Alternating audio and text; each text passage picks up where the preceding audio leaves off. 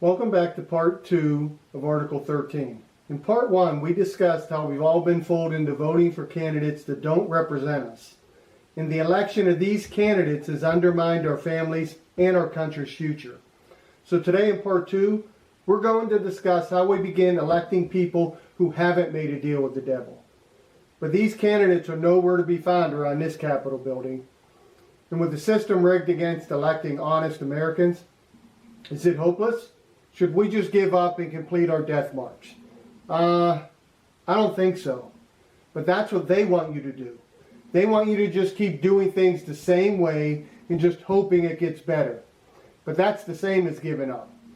Rather, be part of the solution and get in the game by doing your part to help elect men and women that are committed to putting your family and our country first again. This issue is addressed first in the press plan because it's so important. Participating in political action is how you make a difference. So today I'm going to summarize some of the things that you have to do to make your vote count. And I'll also establish a criteria that every candidate should meet before you vote for them. But I don't want to fool anyone. I don't have a magic wand like this guy. Because if I did, we'd make these changes today. But the rotten corruption that we face is so deep and so widespread, it's going to take time to fix these problems. So let's start today. Now, the first thing you have to do if you want a chance at electing someone on your side, don't rely on the media for information about who you should or shouldn't vote for. The mainstream media's goal, both liberal and conservative, is to keep fooling you to vote for their bought and paid for candidates. Voting for the candidates that they promote will guarantee more failure, just like it has for the last 60 years. More welfare, more war, more debt, more immigration, more taxes, and more losing for your family. If you have any doubt that their way and their candidates are the wrong way, go back and watch the American Death March series. And it'll make it clear to you why you don't want to keep doing things their way. If you're like me and you aren't planning on finishing this death march, stop using the mainstream media as your source of information for anything. Now, second, get educated. There's a reason why the E in the press plan stands for educate yourself and your family. Because this guy and those in power are handpicking what information and what candidates you get to hear and see. It's easy to get misled or confused. So I've worked hard at making education easier, since each article in my doctrine eliminates this confusion by presenting the facts you need to know on the important issues. Each article will educate you so you won't be misled anymore by the manipulative sound bites they repeat to you every day. And it'll help you recognize and understand the problems and challenges that our country faces. And when you learn this, you're going to want to support candidates that, like you, want to fix these problems and overcome these challenges. Not more candidates intent on perpetrating this failure. So getting educated is critical to becoming a better voter. But often, even if you're educated, your children's lack of education will help create a whole new class of future misguided voters whose vote will cancel out yours when they turn 18. Don't let the media, social media, and the schools be the provider of information that your children will use to decide who and what they should vote for. Take a lead role in your children's education, because leaving this work to others is what's helped to create this vicious cycle of failure in our country. This cycle creates failure by incentivizing our schools and the media to produce a steady supply of new misguided voters. Voters that will help to perpetrate failure in our country by joining other uneducated voters who will tip the scales in favor of failure for our country. Now, luckily for us, most of these kids, but unfortunately not all, they figure it out when they get older and have to work for a living. Then they start voting for success. But they also realize that their older and wiser vote isn't making a difference because their vote's being canceled out by a new generation of young voters misled just like they were. The only way to stop this cycle of failure, good parenting. Parents need to take a lead role in teaching their children the truth, not the media or the schools.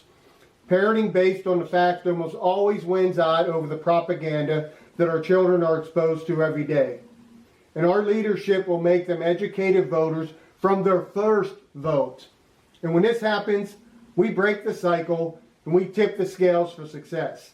But don't wait to begin to participate in your children's education, because the effort to poison your children's mind, it starts in preschool in some places. Start now. Start breaking this cycle today. The third, you have to reject the two-party system and their candidates. I know this is a tough one, and how well this topic resonates with you is going to be dependent upon where you're at in your journey to determine what's best for your family. Most working Americans, they started this journey as Democrats, but it became clear the Democratic Party wasn't the party of freedom-loving working Americans. So many moved on to the Republican Party. Now the Republicans, they talk the talk. But if you've been paying attention, they never managed to walk the walk. We've looked at these graphs and the facts several times. There's no change in the results, regardless of which party's in control. But the media, if you let them, will fool you every time into believing there is. And many Americans are stuck here on their journey. And being stuck here means more failure for your family, just like it has for the last 100 years. But many of us, we recognize that something was wrong with this stop on our journey, and we decided to look past the party propaganda and rhetoric and decided to look at the facts. And I'm inviting you to do the same thing. Because when you do that, you realize it's time to move on. Now I assure you, you're going to come to this same conclusion. Maybe not today, not even next week, but you will. And I hope it's sooner than later so we can start to fix this mess. But I agree, it's hard to move on. This is all we've ever known our whole lives. And party affiliation is even a family tradition for some. But blind allegiance to the same political machines that have made this failure possible has to stop. We've all been fooled into voting for the lesser of two evils each election. But both options are still evil, and we can't be fooled anymore by just listening to their words without looking at the facts and results. And the facts are clear. These parties and their people have failed. And aligning with these corrupt political machines is what's enabled these machines to create so much unchallenged failure for our families. Being a cog in the wheel of these machines, however small, makes you part of the problem. I often wondered if either party could be redeemed. But that prospect looks so bleak that today, I believe it's time for a new start. And that requires separation from this two-party corruption. This is a big step to take. I procrastinated myself. But I believe the facts are apparent. The same current path and same parties just isn't acceptable. Failure is guaranteed if we keep electing either of them. And don't be fooled into thinking an independent or third-party candidate alone makes them worth voting for. As more people exit the failure of the existing political parties and become independent, the same ill-gotten money that corrupted our existing parties will flow towards any independent candidate or party in hopes of corrupting them also. So I think we agree. Figuring out who the right candidate to vote for, that's hard. So I put together a few guidelines and strategies to increase your chances of getting it right. First, don't overlook local elections.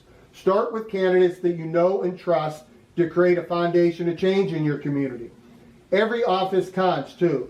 So don't concede a single office, not even dog catcher, to a candidate that doesn't share the beliefs that we have in the commitment to create a better future. In electing quality local candidates that are committed to our families and our communities, it builds a foundation of candidates that are ready for the state and federal level in the future. Now second, focus on legitimate candidates. Now how do you determine if a candidate is legitimate? I established 4 criteria to help you decide what makes a candidate legitimate, and it offers the best chance at real change. Now meeting this criteria, it isn't a guarantee you pick the right person, as there's no shortage of wolves in sheep's clothing. But start here to increase your odds. The first criteria, focus on candidates that have held a real job before aspiring to a government job. People who've gotten their hands dirty know how to get things done. It's amazing how many people in Congress and in government, they never even had a real job in life, ever. This sounds impossible, but it's true. They've never worked or barely worked in the real world like we have. Instead, these people have been living off the fruits of our, our labor. and the taxpayer their whole life. We've entrusted them to run our country, and most of them have never even run a wheelbarrow. Second criteria, focus on candidates that have a history of success in a competitive environment. Our current political class, they failed 62 of the last 64 years to even balance the budget. In any real job, these people would be gone. Failure like this is only able to exist in the government, where they can just raise taxes and make new laws to gloss over each failure. Most of these people couldn't even manage a lemonade stand. They proved time and time again they don't know how to win. And third, although this should be obvious, legitimate candidates don't have dual citizenship in another country or questionable ties or allegiances to other countries. We actually have elected officials in our country who either officially or unofficially, by their steadfast support, have more allegiance to another country than our own. Putting other countries ahead of our country, spending our money to prop up other governments rather than on our own families, and visiting other countries more often than they visit their own districts, these are all no-goes for me. We need people to represent us without conflicts of interest if we want our families and our country put first again. Now, fourth, as already discussed, candidates that are part of the two-party political machine that are destroying our country now, they aren't legitimate candidates. But even when using this criteria, it's still hard to know who the right people are. But we do know who the wrong people are, because we only need to look at the people in our political class right now. Now, you can't judge a book by its cover, and there's always exceptions. But it seems to me to be a good bet to avoid the types of people that make up our current political class if we want to create change. So who makes up our current political class? In any given Congress of 535 men and women, we could have almost 200 lawyers. 1 out of every 3 members of Congress are lawyers. We could have over 100 Ivy League school grads, 1 out of every 5. And remember, there's only 8 Ivy League schools. And finally, in any given Congress, 380 of them are career politicians. These are people that have been in Congress for a minimum of 12 years, and who knows how many years of other public service prior to that. People who for decades have gotten rich off of our work. These 3 groups add up to 662 members, which is of course more than the 535 members in Congress. And that's because there's so much overlap among these groups. Some are career politicians that are lawyers and Ivy School League grads. Now, nothing against these groups or the community organizers, actors, or those that never even held a real job that somehow made it into Congress, but the results are clear. These are the wrong types of people to lead our country. We've given them their chance to shine, and with few exceptions, it didn't happen. For whatever reason, this group and their skill set, it hasn't applied well to running a country. So it seems pretty obvious. If we keep electing people from these same groups, we're going to continue to get the same failed results. And doing the same thing over and over again and expecting a different result, that's insanity. So let's make a fresh start by electing people with a different skill set if we're going to create the changes that we need. Short work seems easy, but here's the problem. For the most part, these candidates don't exist for you to vote for today. So how are we going to vote for candidates that don't exist? I have an answer for that also. We create these candidates. Now, no, not in a test tube or with a magic wand, because that isn't necessary. Likely, I'm talking to several people right now who know how to win and have the values and skills to make a positive difference for our country. Maybe you haven't thought of yourselves as future political leaders, but you need to, because electing leaders that represent us, leaders that have the integrity that our country needs, is critical. All of us have to consider that we may need to step forward and be part of the solution by being one of the people that represent our values and our beliefs in these roles. Now, I know you're a doer like me. We aren't like today's political type. We loathe the thought of getting involved with these people. But until we start to take action to ensure we elect people that are trustworthy and competent enough to ensure our future, it's not going to change. If you're one of these leaders, your family and I, we need you to step away from investing your time to create a profit at work and instead start to invest your time in creating a future for your family by serving our country in one of these elected roles.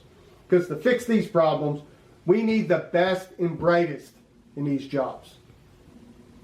But maybe a future in politics really isn't in the cards for you. But it may be for one of your children. As parents, we have an obligation to do our best to raise our children with a value set that will help them do the right thing in life. But this same value set is the same one that we need for the future leaders of our country.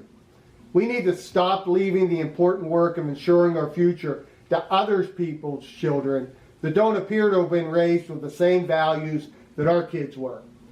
If you have a son or daughter with the integrity that our country needs to move forward, as a parent, now's the time to plant the seed that our country needs people like them. Let's create a different type of elected official, one that actually represents us. And that starts closer to home than you may have realized. Now, as we discussed, identifying the right candidate in today's deceptive environment, it's complex work. So I summarized these key guidelines into a candidate checklist to help you make better decisions the next time you cast a vote. And you can use this list for any candidate at any level. Use it to see if a candidate really deserves your vote. If they don't meet this basic criteria, don't vote for them. Keep looking for a candidate that will, or consider becoming that candidate yourself. Let me run through it quickly.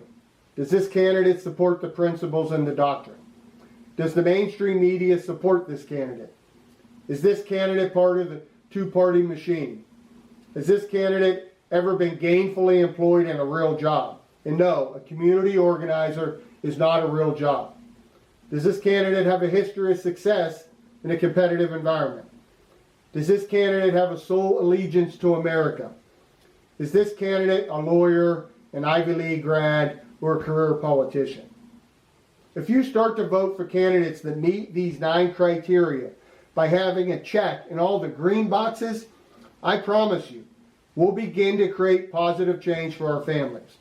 Now, a printable version of this checklist is available right now on my website.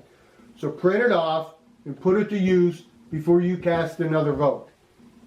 Now make your next vote count. Let's stop the insanity of doing the same thing over and over again by electing their candidates, but expecting a different result. It's time for a better way. These people don't represent us, but now it's time to elect people who will. I'll see you next time.